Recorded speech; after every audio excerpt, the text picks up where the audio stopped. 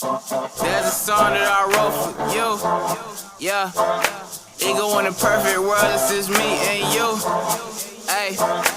But girl, let's just wait till this party through, yeah.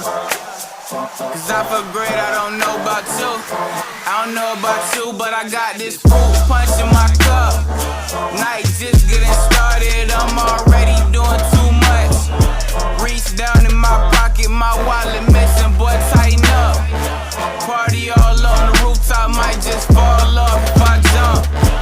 I don't know about you, still got this fruit punch in my cup. Life just getting started, I'm already doing too much. Reach down in my pocket, found my wallet, hey, that's what's up. Party top for the world, okay,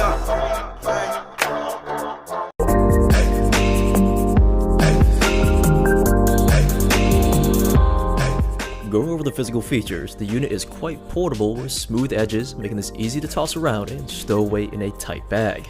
The entire unit is wrapped in a very solid aluminum grille. Pressing on this yielded no flexing at all.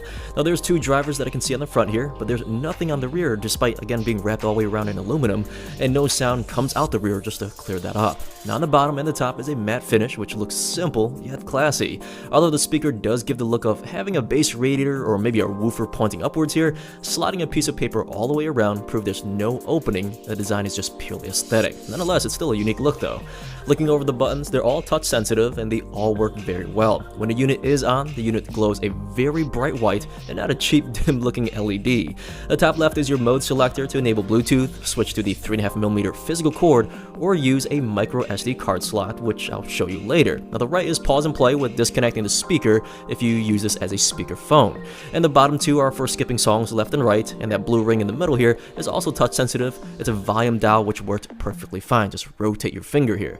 Now rotating to the rear, there's your on and off switch with a 3.5mm port to physically connect your device, a TF card slot, which is the acronym for Trans Flash, which SanDisk stopped using that name a while ago, but micro SD card slides basically right into this and plays music off of that. And last is a micro USB port for charging the device. Now there's no wall adapter, so you do have to use an existing USB port like on a computer or maybe a power bank. And last, there is a tiny LED under that indicates if the unit is being charged or basically if it's full. Now one issue, the light is very small. When the cord is plugged in, it does block the light, so checking it, it's somewhat of a slight nuisance though. Now regarding battery life, the soundbox is claiming up to 12 hours of battery life in general. Like all my Bluetooth speakers I test, I did leave this on at 50% volume from a full battery to dead, and I personally achieved 14 hours and then I just stopped. Now regarding range, I did walk from one side of the house to the other, went downstairs, and had the signal pass through several walls with my Samsung S7, and no problems at all. That's about 40 linear feet. So other than that, the speaker doesn't have all the bells and whistles like NFC or being waterproof or offering bass boost, but the build quality and the aesthetic so far I'm really enjoying.